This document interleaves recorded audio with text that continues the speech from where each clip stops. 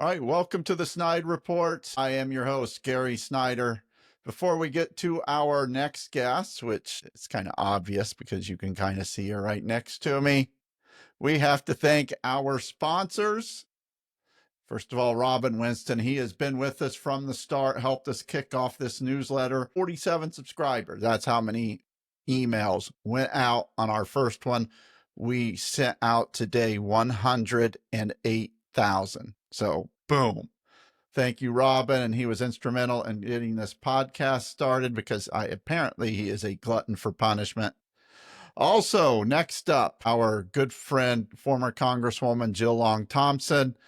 Been there from the start with the newsletter, been here from the start, well, almost from the start with the podcast. Her new book, Across the Aisle, Why Bipartisanship Works for America, is out. Get that anywhere books are sold. And finally, we need to thank Congressman Andre Carson. He's been with us from the start on the newsletter, decided to join us over here on the podcast. So thank you to all of those sponsors. And let me thank our guest today, Representative Carey Hamilton. She has been with the newsletter for what, 3-4 years now, something like that? Pretty early on.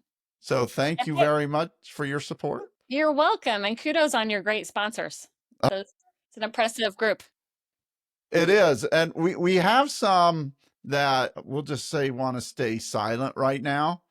So I'm sure they'll be out at some point. But yeah, we have a great group of sponsors, both on the podcast and the newsletter. So, we just had you on. Boy, it just seems like you're all over my social media today. So I guess you'll be all over it tomorrow too.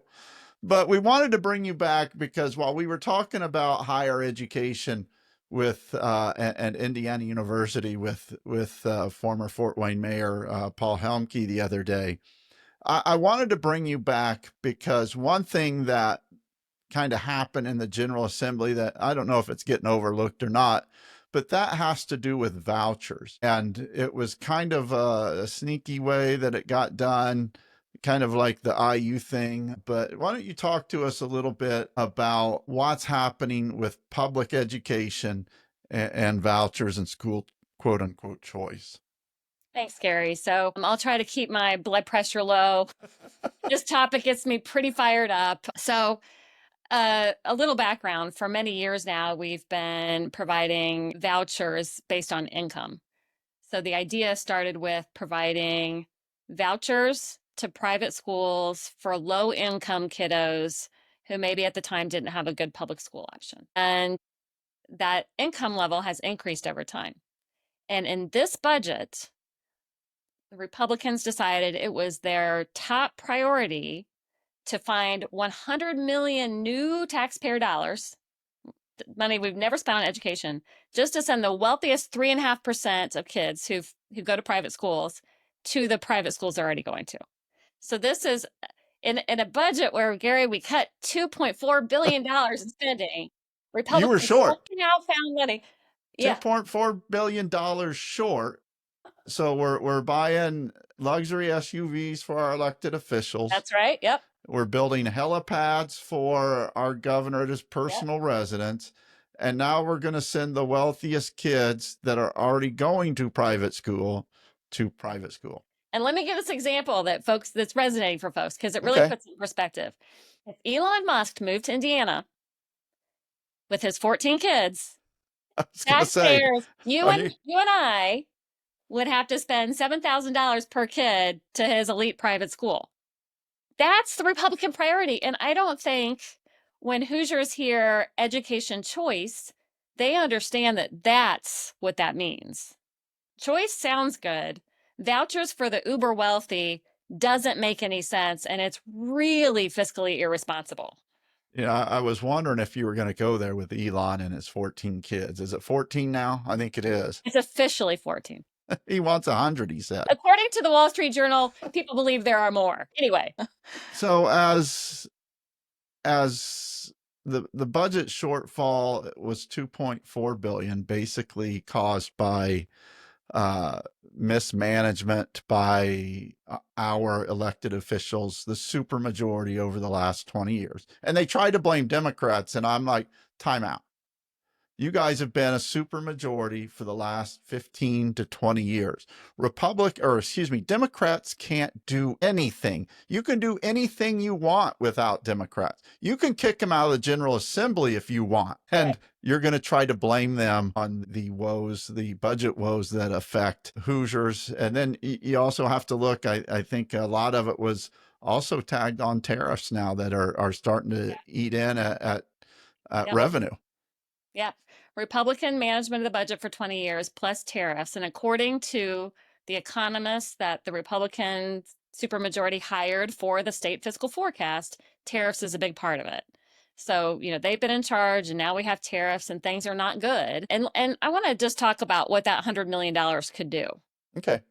So now, starting in July, it'll be sending the wealthiest families' kids to their private schools, right? But in Indiana today, Gary, we have a young kid crisis. We have a massive childcare crisis. When parents can't afford childcare or can't find affordable childcare even, they can't work. So that hurts those families and that hurts our economy.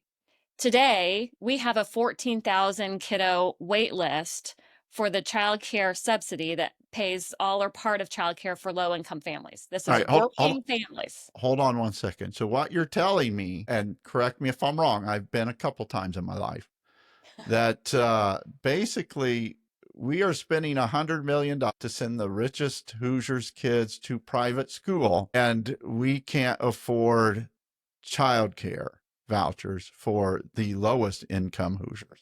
That's right. We can't. We have decided it's a priority of the Republicans to not help families get back to work and have their kids in a safe place. Also, pre-K. There's an also. There's an also. The other piece of it. So it's childcare for up to 4 years old, and then it's pre-K. So Gary, almost every other state in the nation invests significantly in pre-K. It's a super smart investment.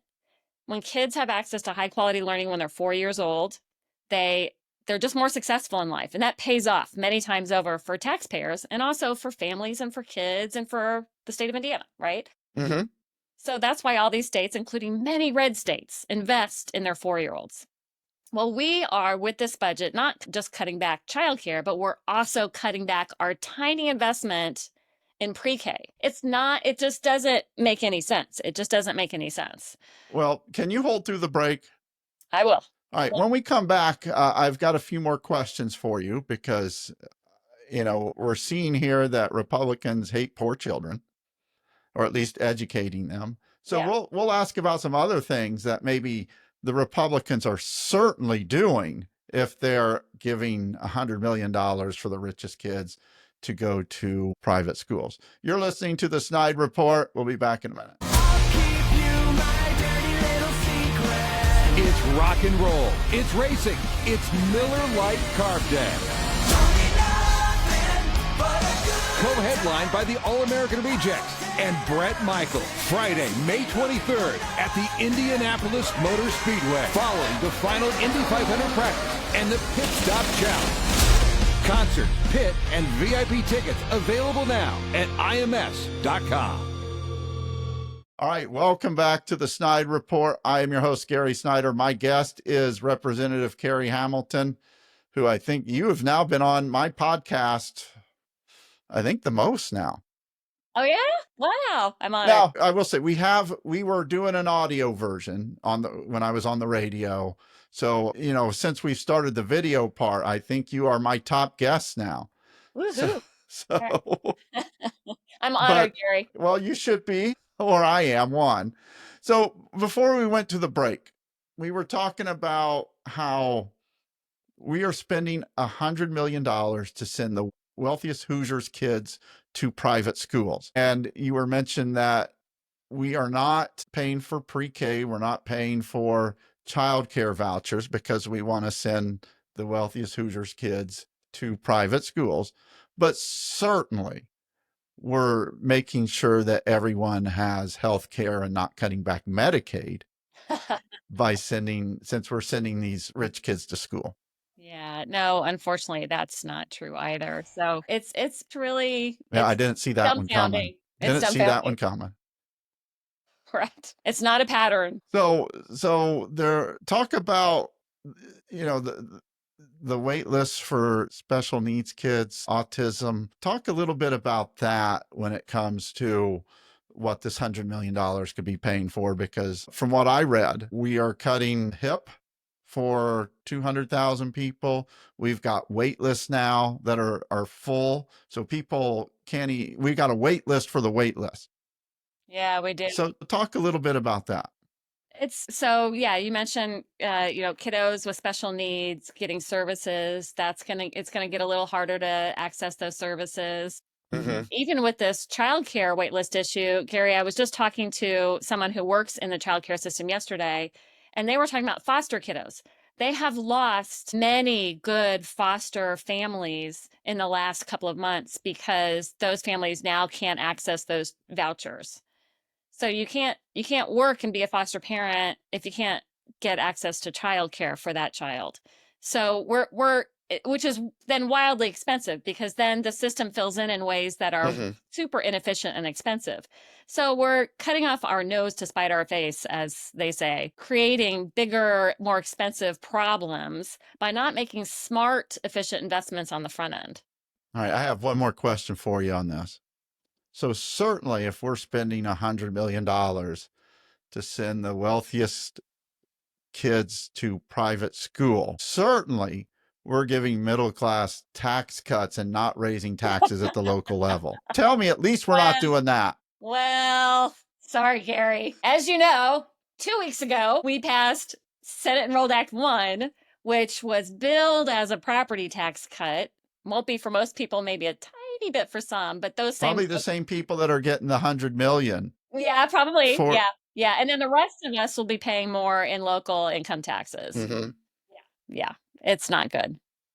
Well, let me ask you this, because I've been around long enough to remember when education reform started when about the time that the supermajority kicked in. So we've had this supermajority now for 15 to 20 years. And oddly enough, we seem to have had school reform about this public school reform for about the same amount of time. At what point are we looking and saying maybe reform isn't reform anymore, it's the status quo? Because I don't see a whole lot changing when it comes to us being one of the worst states in education. And you can go on all down the line. We are the worst state in about every category. So at what point does education reform stop being education reform and it starts being just the status quo that's failing? Yeah. Well, so ed reform. So when it started, the idea was we need to come up with new ways to improve educational outcomes. Well, over this period of reform, we haven't seen an increase in educational outcomes. We have seen our public schools hold solid, and we've seen really mixed reviews or poor reviews in our charter schools and our voucher receiving schools when we look at the data across time. But this is really critical. If we go back to the beginning and we say, a lot of the concern at the very beginning was low income kids and low performing schools. Well, when you take the poverty out of the situation, everything changes. So what if we'd gone back and said, instead of blowing up the whole public education system, we put in some resources strategically to make sure when kids walk in the door of that public schools, they're ready to learn and thrive.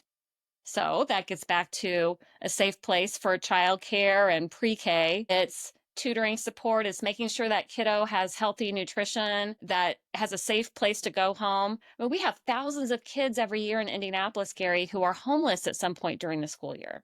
When a kid is homeless, they can't show up and learn. They are traumatized. So there are fundamental realities in low-income communities that were hurting those schools. And people back then would say, well, we keep pouring money into the school. Well, what about strategically pouring money into the kid? And not just money, but thoughtful, strategic community resources to make sure that those kids had a chance, right? But then I also want to share, going back in time, it was in some communities, urban areas, we started to build charter schools everywhere, and that was going to be the solution. and then it was vouchers for low income. And so that all of a sudden became a lot of money that we were pulling out of our public schools and diluting into the community. In charter schools that have very little oversight, no publicly elected school boards, not the same teacher certification requirements or curriculum requirements, on and on as our public schools. And so outcomes were uneven, and schools would close in the middle of the school year, and then those kids would have to go to the local public school. Well, the public money's already been sent to the charter, so that's a huge waste of tax dollars. Right. On the voucher side, with our money going to private schools, Gary, those schools, there is no oversight. So here's what kills me today. So that money over time has grown, and now with this new $100 million addition, just for voucher schools, for private schools, not charter, that's a different huge bucket now. $1 billion, more than $1 billion every 2 years in our budget for private schools. There is, I mean, you can't spend $20 of taxpayer money in a typical funding stream without tracking it. This is $1 billion of completely untracked money. There is no oversight. And I've been told, and correct me if I'm wrong, a lot of these private schools, if it costs $3,000 to go there before vouchers, and your voucher is $5,000, the schools would just raise the price of the tuition to $8,000, and the poor people still got to pay the extra $3,000. Well, and that can happen, and that's why it's not that gets to a really important point. It's not really a choice for a lot of families. So if the private today, that with this new budget, it's $7,000. Okay. Typical private school is $10,000, $14,000. Right. That means most families can't afford to go there anyway. So Right. we're literally just sending wealthy kids, like, going out of our way to make sure those kids have somewhere else to go, and continuing to defund our public schools. We keep dropping as a state in per student investment. And with this budget, we're dropping further. It's shameful and it's wasteful. And I don't think most Hoosiers know that this is what we're doing. Instead of making sure our public schools are the best in the nation by being smart about how we invest dollars, we're sending billions to vouchers and charters and diluting the investment in our public schools. Well, I am going to ask you to solve this problem in 1 minute. Oof. Because so we've had this for 20 years. We've had failing schools. We've had poor education results, and you can go quality of life, things like that. But we're talking about education. We see the big rallies at the state house, the Red Fred, but reality is smacking everyone right in the face with a 2x4 is that Democrats have picked up no seats. Yep. Why is that? How do you make people care? I think they need to really understand. I think we haven't done a good enough job explaining what's happening with their tax dollars and what's happening in education. That if you live in rural Indiana, all of this new investment is going to urban and suburban communities, and your schools are just getting less. I don't think most Hoosiers know that now, and I don't blame them. I blame us. We need to get the word out better. I really don't believe most Hoosiers understand that. We get in the weeds on these issues. We've got to figure out how to simplify it. The word choice is really simple and it sounds good, but it's resulting in disinvesting in our schools. That and gerrymandering. Yes, that's for darn sure. Anything else you want to? Don't let me do that. Anything else? And I don't have a beep button, so anything you drop an F-bomb, it's an F-bomb on the podcast. So duly noted. Anything else you wanted to cover before we let you run? No, I appreciate your talking about this. Let's keep making sure we're lifting up this issue and helping to figure out how to communicate it efficiently and effectively so Hoosiers start voting in people who are going to take care of their schools and their local communities. Okay. Well, thank you very much for joining us. Before we run here, a couple of housekeeping features. Again, we need to thank Robin Winston, our sponsor on both the newsletter and the podcast. Former Congresswoman Jill Long Thompson. Her newest book, Across the Aisle, Why Bipartisanship Works for America, is out anywhere you buy your books. And Congressman Andre Carson, he is both a sponsor of the newsletter and now the podcast. Thank you for your support for the newsletter. And I am Gary Snyder. She is not. She is Representative Carey Hamilton, and we are out.